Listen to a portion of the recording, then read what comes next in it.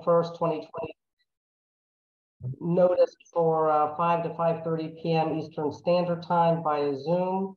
I would ask for Ms. Fitzpatrick to make the roll call, please. Trustee Bauerlein? Here. Trustee Karp? Here. Trustee Keenan? Here. Trustee Kessler? Present. Trustee Lipinski? Here. Trustee Rufo? Here. Trustee Spalding? Here. Trustee Spear? Here. Trustee Jinks? Chair Jinks? Here. Vice Chair Cristaldi? Here. And excused absences are Anderson, Mackey, and Ruiz. A quorum is present. Thank you. Can you confirm public notice of the meeting, please? Yes, the meeting was publicly noticed. Thank you. The special Board of Trustees meeting has been set for today, February 21st at 5 p.m. to allow for minor technical revisions to be made to the interim president's contract for Richard Corcoran. At this meeting, we will provide time for additional public comment prior to the final approval of the revised contract. You are on Zoom. This is being recorded. I believe the speakers have the option of using their camera or not, and you will be provided time to speak as noticed. We did allow a minute per speaker, and because this is being conducted by Zoom, we do have an IT person who has to control the controls and the audio. So with that, I believe that there's a list and people will be asked to provide the comment that they've asked to provide based on the order in which their emails were received. I would also note, for those who don't like public speaking or don't want to be on camera, you always have the option of submitting your public comment to New College in writing, and that will be passed out to the trustees. And with that, Ms. Fitzpatrick, I'd ask that you put the first person on who asked to speak. Yes, first up, we have Chris Kotke, and he's faculty at New College. Before we get started, I just want to clarify, it doesn't look like we will be able to allow cameras, so this will be voice only again. Okay, so I'm corrected that this will be voice only, and there won't be a camera option. Thank you.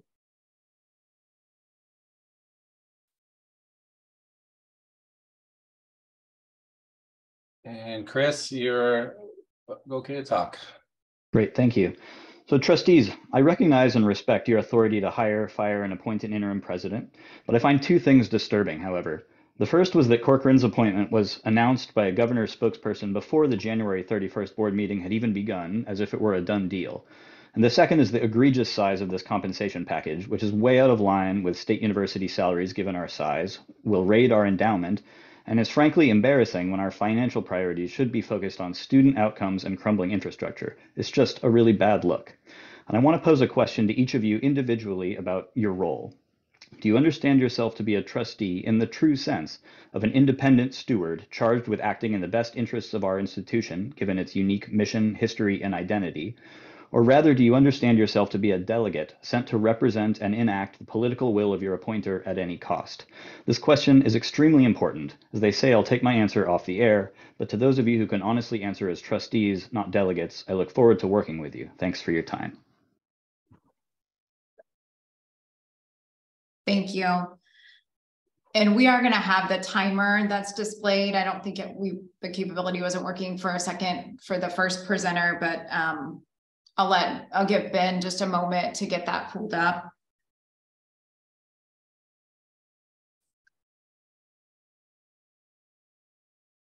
While you're doing that, Christy, I think that was Chris Kotke, I'd love to hear, actually have him email just what he said to the trustees, or at least to me. Okay, and that can be shared. I'd recommend anyone that wants to provide their comments in writing to the ncfbot@ncf.edu email account. And that will be provided to all of the trustees. That's great. think we're having a little difficulty on the timer. Trustee, I do apologize Chair. for this. I am Madam Chair, if I could ask a quick question. Trustee Spear, can you clarify, were you asking the last speaker to put into writing what he just said and email it to us? I'm sorry, I didn't follow what you were saying. That's exactly right. And now, since I have the floor, I just like to say I appreciate the thoughtful comments that he just provided to us. Thank you. Do we have the ability to run the timer? I think Ben's still working on that. Oh, you do, Ben? Okay, go ahead. I'm close. I apologize once again. Okay.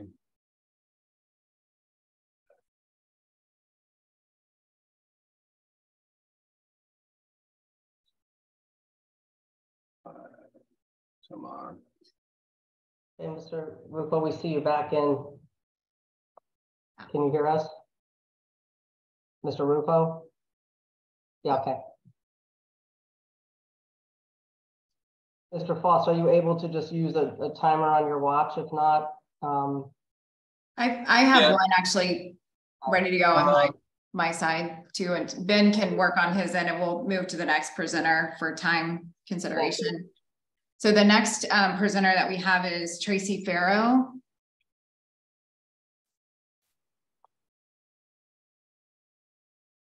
Okay, Tracy, you are allowed to talk. Okay, can you hear me? Yes. I'm sorry. Go ahead. I just would like to comment also on the compensation package. $1,004,700 for a president of a 700+ student college is ridiculous. I also would like to comment on the part that he is going to get a $12,000 auto allowance, an $84,000 housing allowance, and $850,000 retirement supplement, in addition to benefits, in addition to entertainment, travel, and dues. I do not feel that that is clearly described, and I feel like there's a lot of room for, in addition to the disgusting amount of tax dollars being used on his salary, there's a lot more room. There's no reason for us to take Corcoran's spouse and children anywhere. I can't imagine it would be in the best interest of NCF for that. So I would like time. Thank you.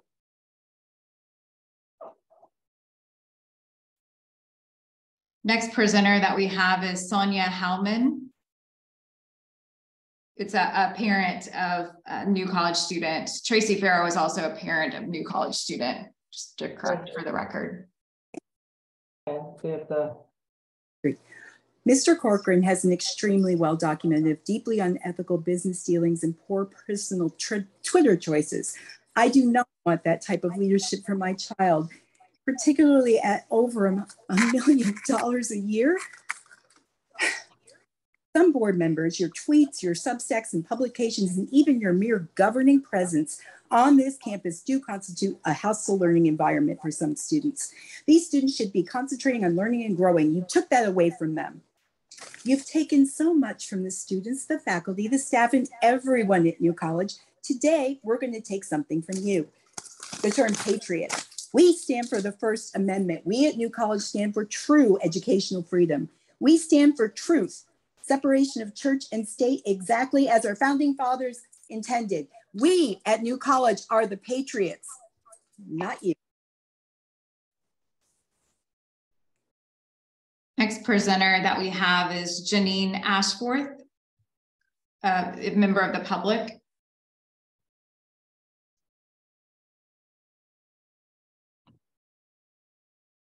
Okay.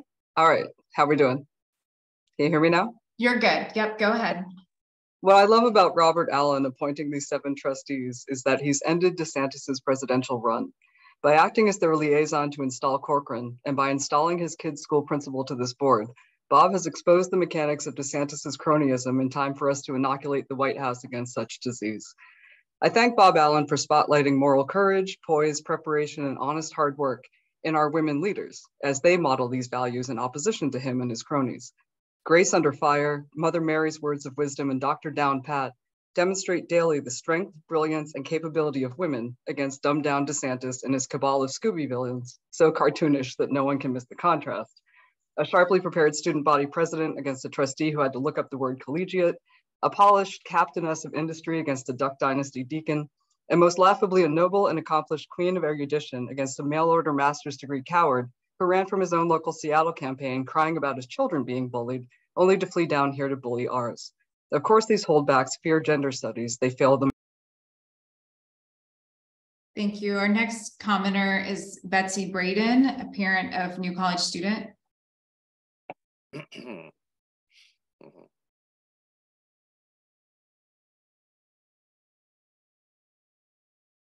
Am I muted? Wait. You're good, Betsy. Go ahead. Oh, okay. Sorry. Jefferson County, with a history of racial violence, slavery, lynchings, and Jim Crow laws, was forced to desegregate their public schools in 1970. People of means left the school to a new Christian school. Republicans then take over the state government for 25 years, defunding public education and especially hurting the poorest schools, just like Jefferson County. Concerned citizens of Jefferson County complain their reward was grift of their schools, thanks to then Commissioner of Education Corcoran. Corcoran's associate, Manny Diaz, who owns Academia Charter Schools, takes advantage of the crisis. The school's third grade reading scores drop from 41% to 19%, and Academia leaves. After the charter collapse, Corcoran resigns in disgrace for bid rigging in Jefferson County. Under his reign, Florida public schools students from 4th to 8th grade have the worst learning rate in the country. From slavery to grift in the schools, Corcoran kicks Jefferson County when they are down and then cashes in. Where is your shit? Next public commenter is Nicholas Dillon, faculty at New College of Florida.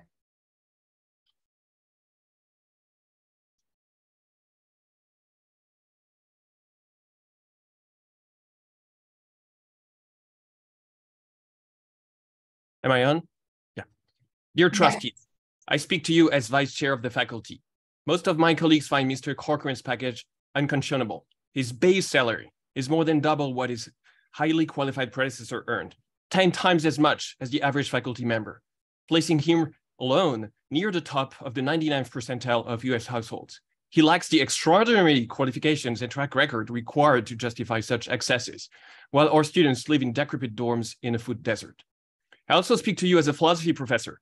Many of you have claimed to care about virtue in classical education, but moderation, temperance, or frugality, as Cicero called it, encompasses and ties together the other virtues: prudence, courage, and justice. Our institution cannot thrive on a foundation of greed and political expediency. Your reputation as trustees is at stake, as is that of our institution. Do not rubber stamp. Ask questions, demand justifications. You owe it to the college and the public. Thank you. Thank you. Next commenter is Stephen Russell, a member of the public.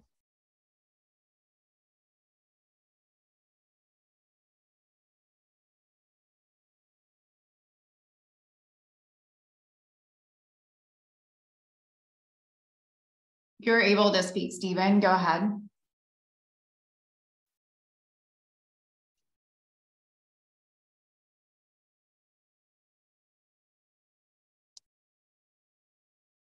You can put him on if he can't get in at this point, but comes back in. I can't see what. He's on. Do we want to just come back to him? Give him a chance at the end? If he's ready, he can go. If not, he can come back at the end. I can't tell from my screen what he's doing. Even you are unmuted and able to speak.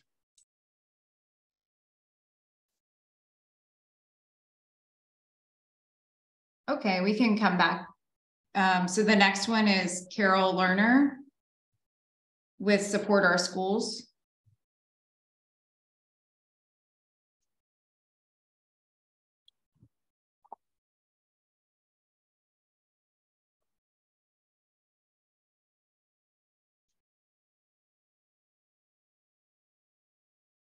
Sorry, I'm not seeing a Carol Lerner right now. Okay. Next one we have is Eliana Salazar, parent of new college student, and also with the Surfside Concerned Citizens. Hi, can you hear me? Yes, go ahead. Hi, Carol Lerner actually gave me her minute, so if you could set it to 2 minutes, that would be appreciated. She has another school board meeting. She couldn't make this. Would that be okay? That's fine. Okay, thank you. I want to start out by saying that I was very concerned about the preamble in the Zoom rules that went out. Prohibiting any kind of, quote, derogatory statements seems to include political speech. Any criticism or negative statements are protected political speech. And we know that what is unfolding at New College today has nothing to do with education and everything to do with political grandstanding and right-wing pandering. Luckily, there's one thing that everyone on both sides of the aisle, left wing, right wing, moderates, agree on, and it's money. And this contract is a giant waste of money. The amount of money being thrown at Mr. Corcoran to lead this university is enough for a small country. It is absolutely out of line with the size and compensation that should be appropriate for a small school of 700 students, even if he was single-handedly teaching every class himself and carrying the students back and forth to school. This is what we call a breach of fiduciary duty and a boondoggle. I would also like to say that I would like for one of the Board of Trustees members to please share on what occasion it would possibly be in the best interest of New College to take his wife and children, and I believe there are 6 of them, on vacation. What possible interest would that serve to further the university and its goals? This, again, these numbers are out of control. These numbers are just not in line with what is reasonable. And New College and this new board looks foolish, not just locally, but in the eyes of America that is looking at these numbers and saying, what on earth is justifying this? This looks like a grifting, boosting of funds to a friend. Again, a friend that was appointed out of the sunshine before any discussion was had at these board meetings. Every one of you took an oath when you took this position to act in the best interest of New College. And that is a duty that is being breached at every meeting. And if you vote to authorize this contract. So thank you, and please vote no and do a real search. The next person we have is Amy Thor, faculty at New College.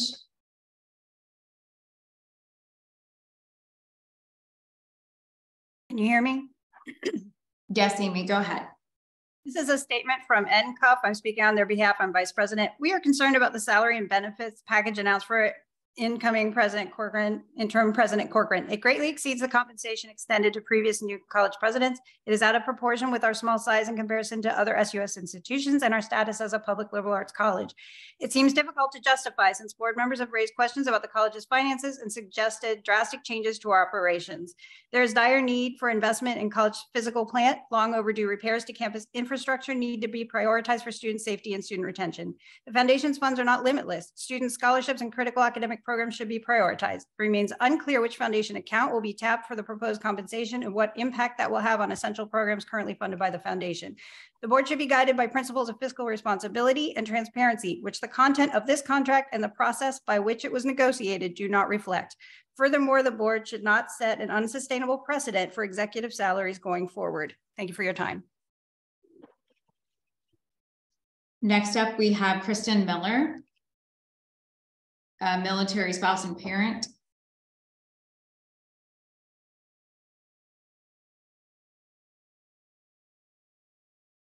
Can you hear me now? Yes, Kristen, go ahead. Okay, sorry about that. I'm concerned that Mr. Corcoran will receive a 15% bonus that is not currently tied to specific performance goals like better educational and living facilities for the students or increasing enrollment. Additionally, I'm concerned that Mr. Corcoran is slated to receive retirement benefits totaling $104,850 a year. That's approaching $9,000 a month placed into his retirement plan.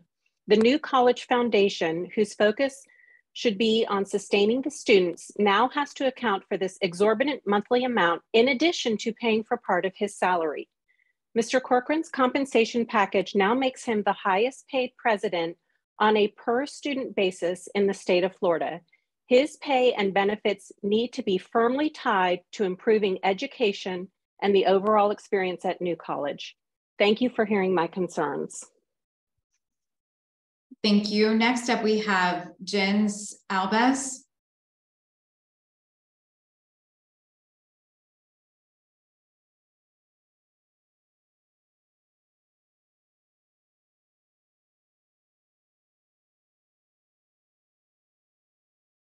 Sorry, I'm not seeing Albiez. I see there's a Jen's on here. All right, we have someone raising their hand. You want me to allow them to speak? I think The if names do not match.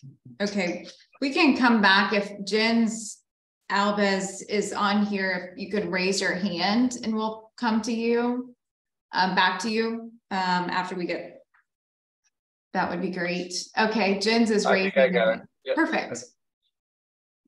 There we go. There we go. 3 of my daughters graduated from New College, and no, neither were they indoctrinated nor groomed. Those are dirty lies. Richard Corcoran's last effort to turn around the school led to the looting of Jefferson County and the bid rigging scandal he personally oversaw. On 1/24/22, Ron DeSantis' spokeswoman, Taryn Fenske, announced Corcoran would be investigated for his role in the bid rigging scandal. Fenske lied. The DeSantis Inspector General closed the investigation without ever investigating Corcoran or his friend, the convicted criminal Ralph Arza. Before you pay Corcoran over $1 million to indoctrinate New College's students, and before you give an extra $15 million in tax money with which to enrich his cronies, the governor needs to reopen the Jefferson case and put Corcoran and Arza under oath. DeSantis should end his cover-up before Corcoran further cheats the good people of Florida and makes an even greater fool of the governor. Thank you. Thank you. Next up, we have Kathy Antunes.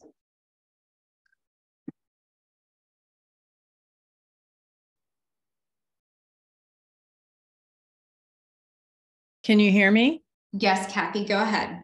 Okay. At your last meeting, the board failed to address serious ethical, legal, and educational outcome failures of Richard Corcoran. Corcoran was instrumental in engineering the 2017 to 2022 privatization of Jefferson County schools. During that time in Jefferson County schools, third grade reading proficiency dropped from 41% to 19%. Corcoran must also answer for attempted bid rigging of a $2.5 million consulting contract to a former legislator and colleague. Where is your concern for the third graders in Jefferson County who did not learn to read? How can you claim to care about excellence and truth and ignore Corcoran's failures and appoint him at a grossly inappropriate, inflated, and yes, inequitable salary? Is this how you intend to lead, ignoring serious failures because Corcoran is a friend? Next up, we have Robin Williams, and she's with the Democratic Public Education Caucus in Minnesota. And the previous two speakers were members of the public. Robin, go ahead. Yes. Does this amended contract rewrite history to alter when Corcoran stepped down from the Board of Governors? This Board of Trustees is the veritable who's who of conservative ideologues out to make it big in DeSantis land. Bauer lines at the forefront of the propaganda machine for fake classical Christian education, now being sold at fevered pitch with conservative ideological SAT replacement exams. Kessler can't seem to grasp the idea of one constitution that reflects modern inclusive values without smearing every generation of young people since the 60s as nihilists. Spalding oversees ed programs at Hillsdale and must revel in anticipation of the export of Christian nationalist teacher training far and wide. Rufo weaponized the term critical race theory to become the new propaganda war villain, a board of untrustworthies. Thank you. Next, we have Noreen Dorkin McDaniel, a member of the public.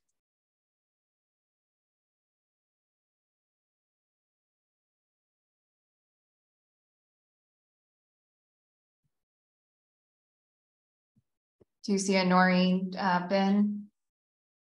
No, I'm not seeing any of the listed names.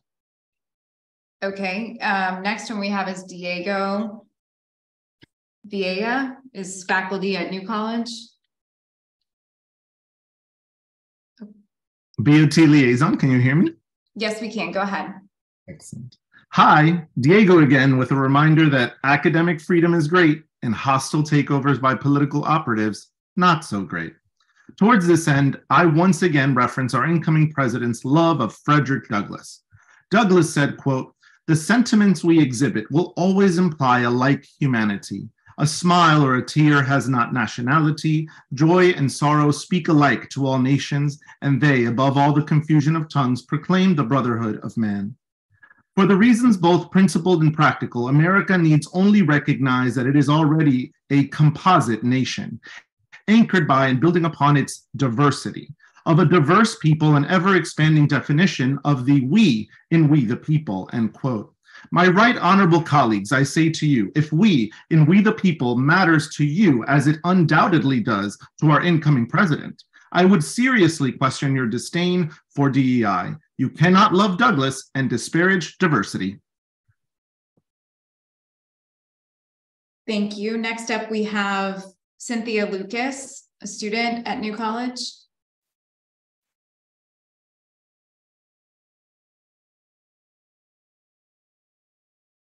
Can you hear me? Yes, go ahead. Good afternoon, trustees. I have a few concerns to raise regarding the language of the interim president employment agreement. First, in clause 10, the contract states, in addition, the board will authorize and provide insurance for Corcoran's automobile. This was a privilege not afforded to previous president Dr. Oker. This privilege is also not outlined in University of Florida's new president Ben Sass's contract. It therefore seems unprecedented to provide this. The second item I would like to address is clause 11, where the contract states the board shall provide the cost of annual dues and membership fees for mutually agreed to professional associations and private club memberships that will facilitate Corcoran's performance of the duties. The language mutually agreed to is incredibly unspecific, and it feels irresponsible to be so unclear regarding the regulation of funds afforded to Mr. Corcoran, especially considering his past involvement in the misuse of $20 million allocated to Jefferson County schools. I would like to end my comment by acknowledging that the reasoning provided thus far for the excessive salary and provisions offered is that they are necessary to entice him to take the position. If Mr. Corcoran requires a $699,000 salary and other accommodations, then perhaps he is not a good fit for our school, and the board should look for an interim president who prioritizes education over monetary provisions. Thank you. Thank you. Next up, we have Elizabeth Alves, a member of the public.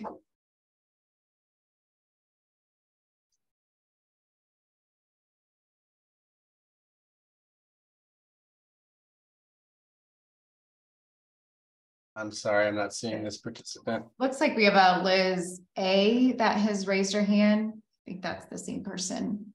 Okay, we're gonna unmute her.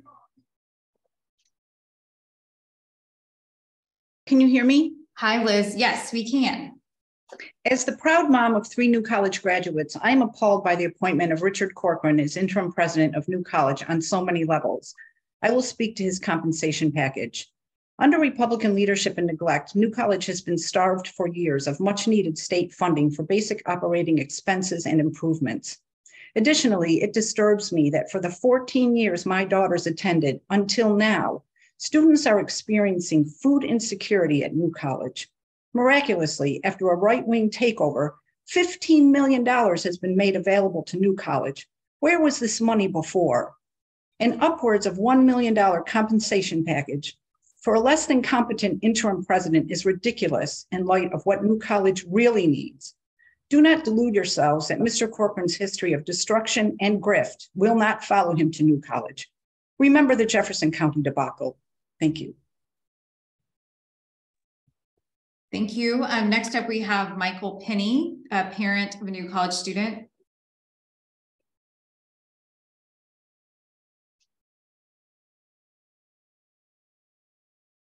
Hello, can you hear me?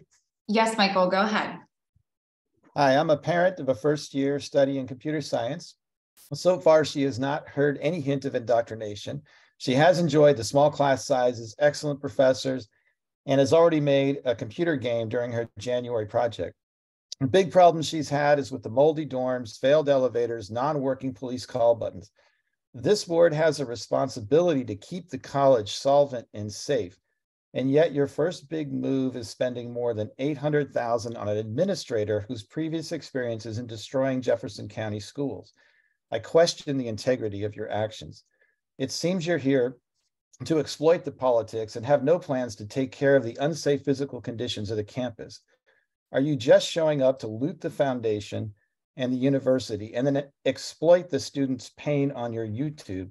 Or are you here to tackle the real world physical problems that are holding New College back? Thank you. Next up, we have Billy Townsend, a member of the public.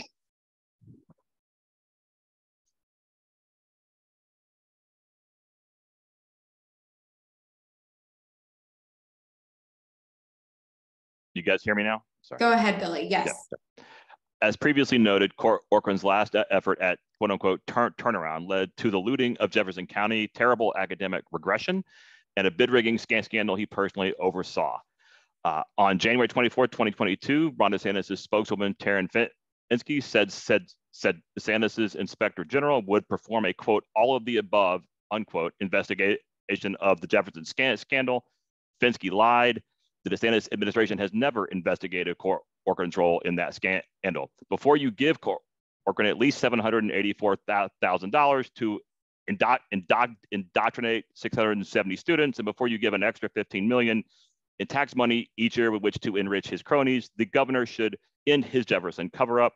He should put Corcoran under oath before Corcoran further cheats the people of Florida and makes an even greater fool of the governor. History shows that when you put Corcoran in charge of something, it ends in failure and corruption. You can certainly expect that at New College. Thank you. Next up, we have Alexander Jones, a member of the public.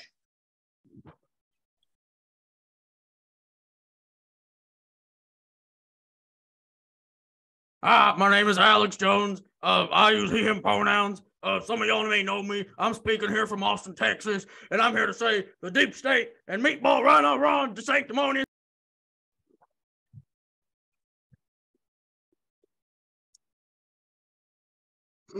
Okay.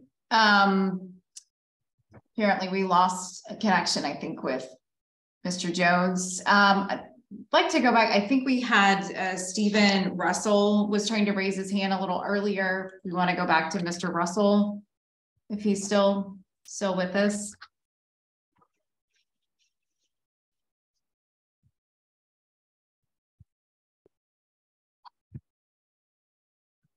Go ahead, Stephen.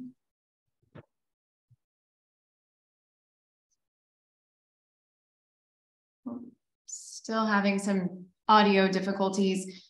Stephen, if you want to email over your comments to that ncfbot@ncf.edu email, that we could get those over to the trustees. We see you raising your hand, but we can't hear you. Sorry about that. Okay, that concludes our public comment, Madam Chair. Thank you. Thank you, Ms. Fitzpatrick, and thank you, Mr. Foss, for facilitating the Zoom platform here for public comment. Having received public comment, we'd now like to proceed to the final approval of the revised contract for Mr. Corcoran, which was revised for 2 technical corrections. At this time, I'd ask for a motion for approval. So moved. Thank you. Is there a second? I'll second. Thank you, Mr. Trustee Carp. Okay. Is there any discussion before we go to a roll call vote?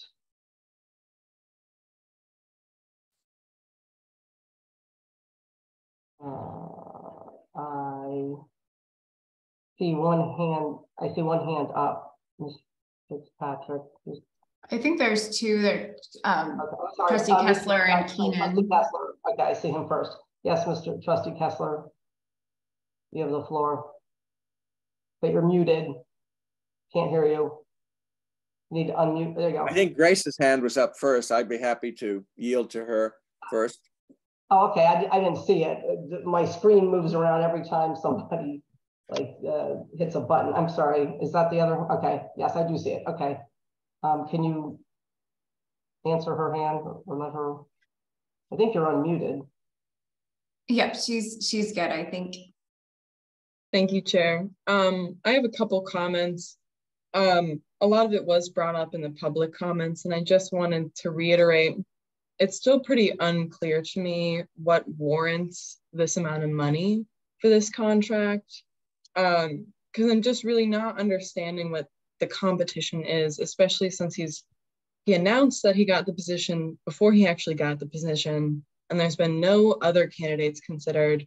So I just don't understand if the justification is that this is a competitive salary. I'm just really not understanding that. And if we're going to pay him this much, we should really have some intense goals for him to achieve in his time here. But in the contract, we say that he gets to set his own goals. And I don't think that's typical. Typically, the board would assign goals to the president. That's one of our main jobs. So I'm very confused on those points.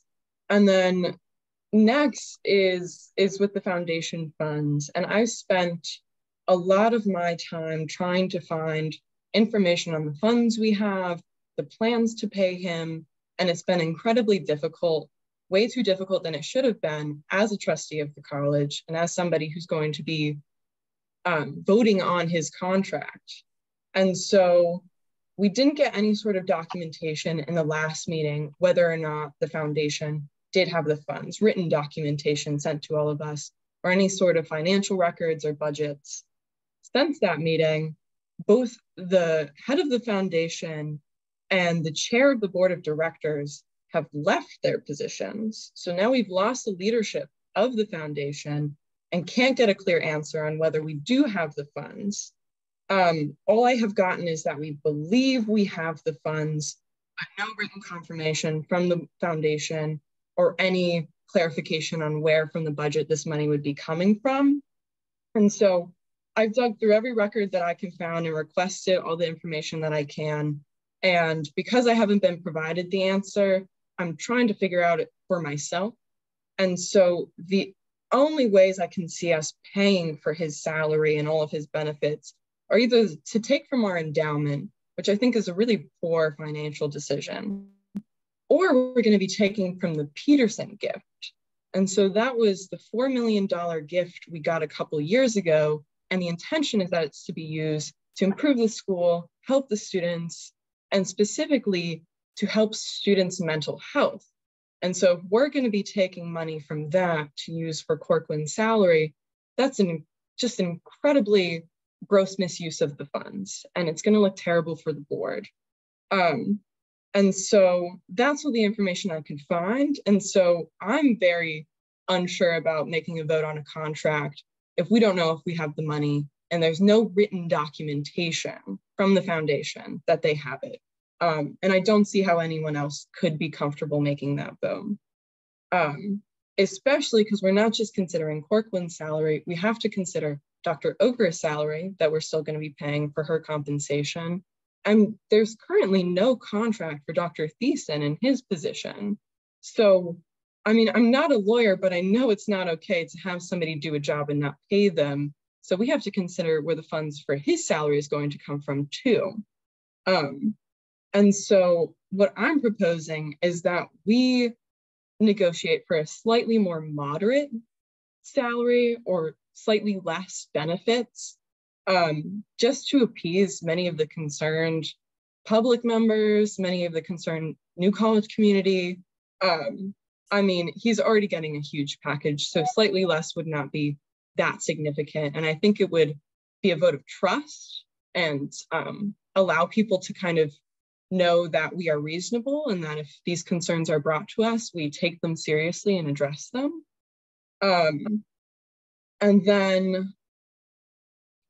And so I think it would just be smart to either be very clear about the goals and very, very firm about what we're going to be expecting from him if we're going to pay this, or do a more moderate salary.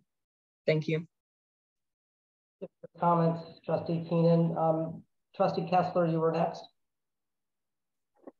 Yes, thank you. Well, I was moved by Trustee Keenan's remarks at the last meeting, and I applaud her remarks here today as well. It is a lot of money to offer an incoming and interim president. It seems to me it's not, it's not the largest such salary in the University of Florida system by any means, but per student, it is a very large amount. I think the justification for it is the expectation and the hope that the budget of the college will be growing in the next few years and growing considerably, and that there will be, his goals are in a way fairly obvious, that the deferred maintenance on the campus begin to be relieved, that closed buildings begin to be opened, that new professors are hired, that the standard of academic life on the campus improve, and the standard of life more broadly improve in the next in the period while he's an interim president.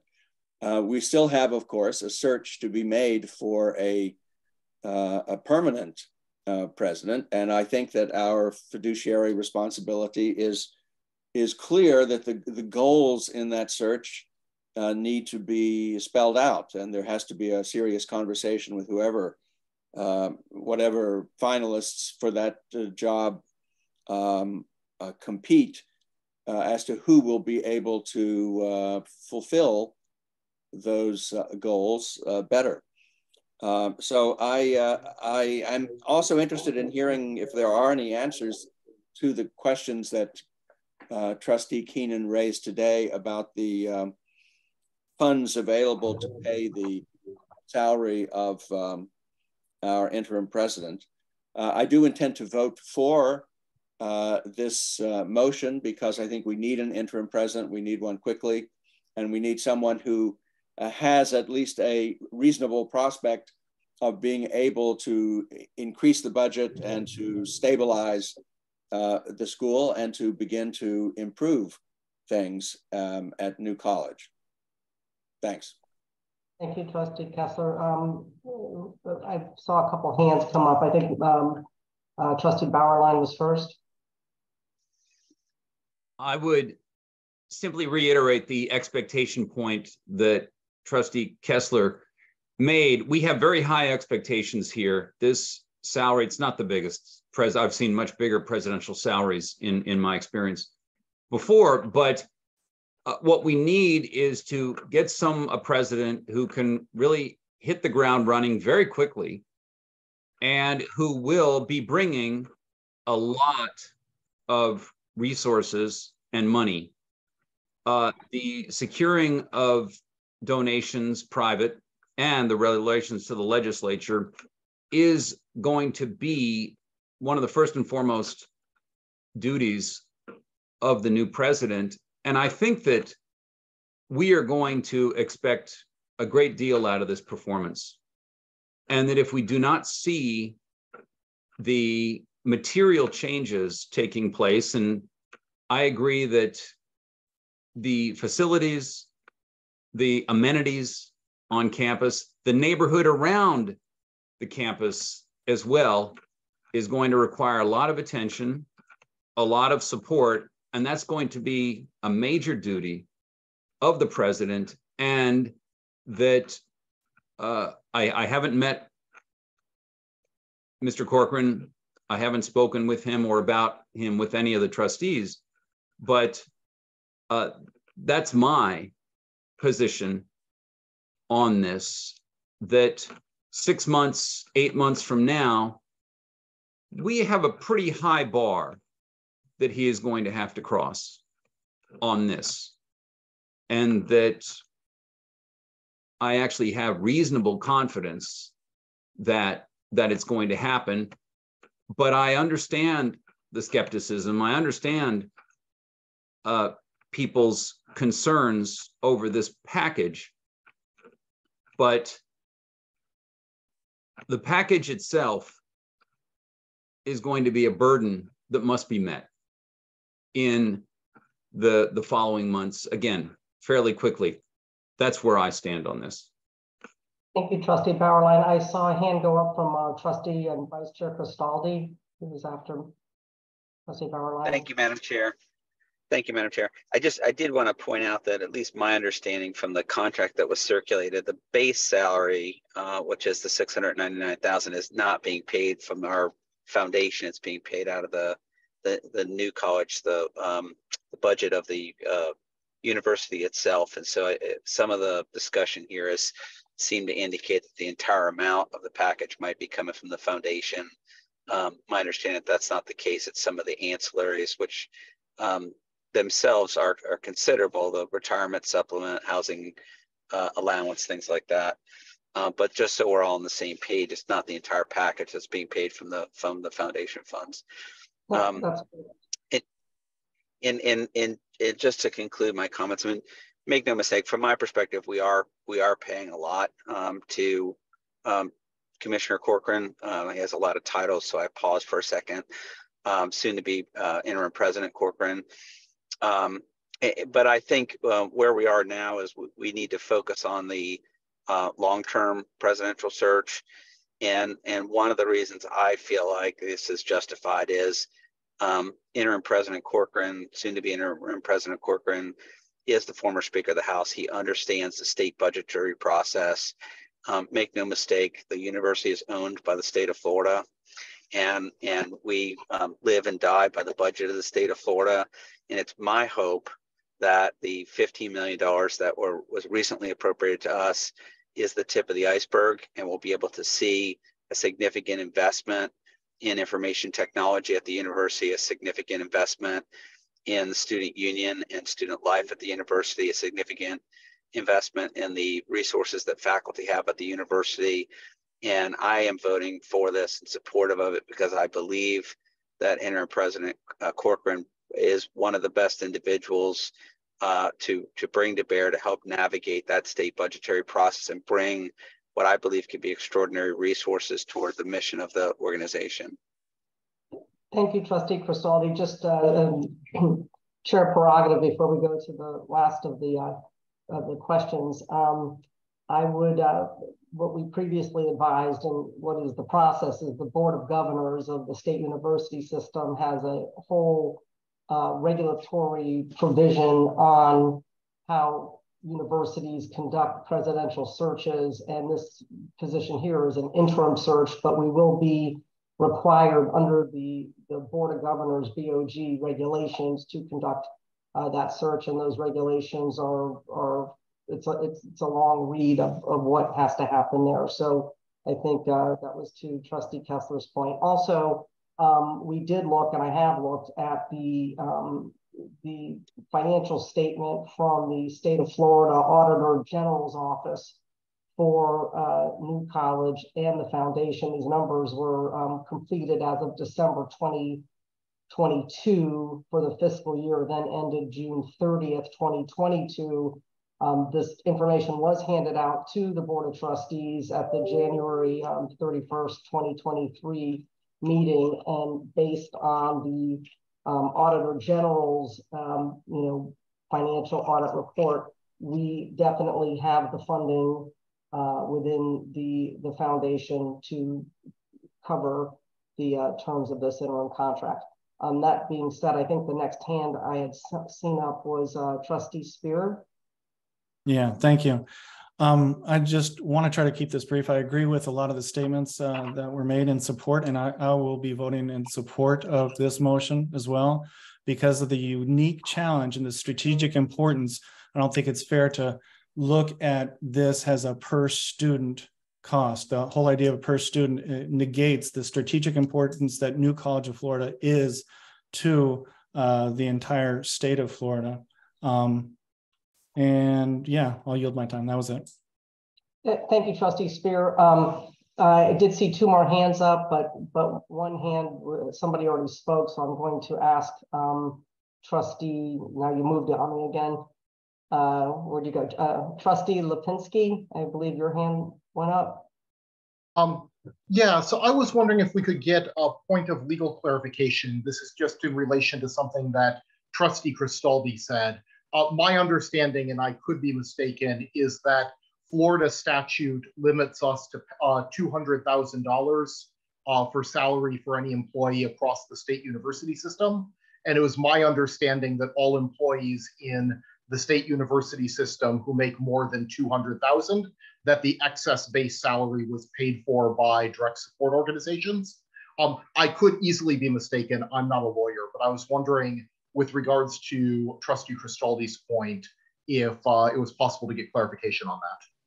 He's accurate, Trustee Lipinski. There is a statutory amount, under Florida law that gets paid for by the school itself. And then there are the direct support organizations, which the New College Foundation is a DSO of the college, if you will, but the financial statements that were audited by the state auditor established that there is funding and money available there to cover all aspects of this interim contract. Trustee, you had your hand up. Yeah, thank you very much. Thank you. She can hear me.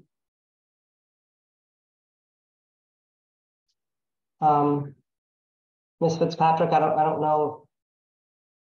I see a hand raised, but she's not responding. Oh, did you? I think my computer cut out for a second. So I was going to ask, I have the financial audit report in front of me, and I only see that there's $230,000 for the second half of this year available. And so I'm really just trying to figure out, like, what specifically, where will this money be coming from? I don't know where you're getting that number from, but I will represent to you that you do have the financial statement. And if you look at the total net position on that financial statement, there is sufficient funding there for the terms of this contract. Are there any other comments or discussion at this point? I had one more point. Would it make sense if because right now we're giving him a high paying salary and we verbally have high expectations, but in the contract, we're saying that he's going to be setting his own expectations. Does it not make sense that we should set our high expectations in writing, either in this contract or in the contract say that we will, in the next Board of Trustee meeting, be presenting our goals for him? Because it makes it we're setting up ourselves for failure, or at least leaving us very, very vulnerable if we're giving him all the money and then letting him decide what goals and where he wants to set the bar. Trustee Spalding, you have the no, floor. just on that. I think I agree with many of the comments here, and I recognize Grace's concerns. Although I think you've answered the practical concern, Chairman Jenks. But I would just remind everybody, we have taken an oath to and we have fiduciary responsibility to the school. We are not doing this as a one-time thing and giving up our responsibility to act as a Board of Trustees. So I don't see anything lacking in this contract, meaning that we have given away the right to do that. And I think that I would have a full expectation that we would monitor those goals. We would approve any goals. We would also make sure that it is meeting the expectations, which I agree with the other comments are very high, given the situation which we find ourselves, given the situation of this college, given the deferred maintenance, the decreasing number of students, all the things we have talked about at great length. This is an expensive package, but it's a package that all of us have an expectation and the responsibility to make sure is serving the long-term interests of New College. I think it will, and I have expectations that is our responsibility, which we will continue to do now and in future meetings. Thank you. And with that, Madam Chair, may be heard on Ms. Keenan's point. This board controls the objectives of the institution, and sets the priorities for the president. So I think, as a matter of law, that is incorporated within this contract. And I think the way to view it is that Mr. Corcoran will have the ability to propose objectives for the institution pursuant to this contract, but ultimately it's the board that decides whether to accept those objectives and to suggest and impose other objectives and priorities. So I think that the two imperatives can be easily handled under the existing framework without a change in the contract. Thank you, Mr. Smoker. We appreciate your clarification. Seeing no other hands up for discussion, I think it's time for us to have the roll call vote on the motion to approve the contract as technically revised. Ms. Fitzpatrick, can you assist us in that, please?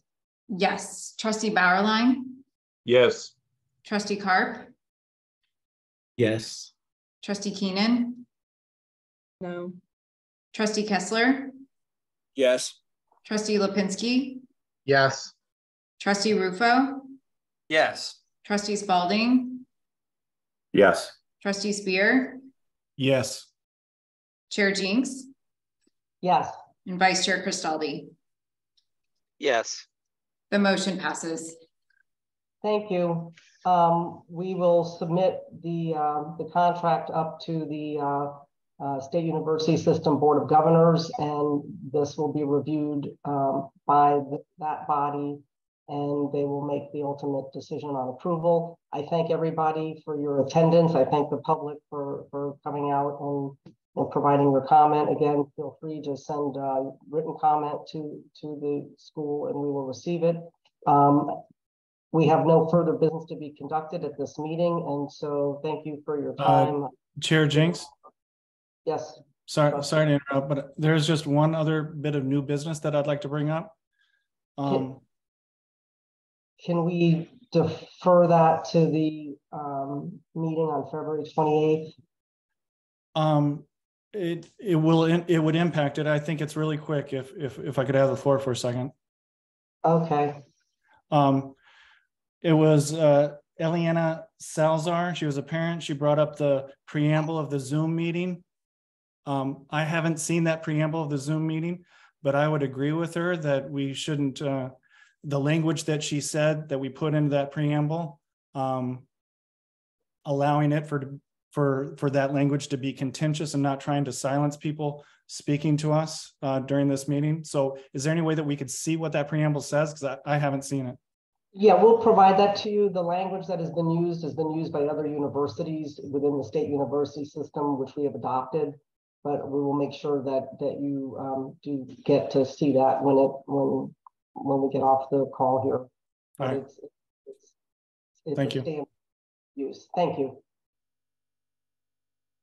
Okay, well, there being no other new business, I thank everybody, my fellow trustees, everybody for your help. Thank you so much to the New College staff that is certainly working later today to help us get this processed, and we'll see you all very shortly. Thank you. Great. Thank you, Chairman. Thank you.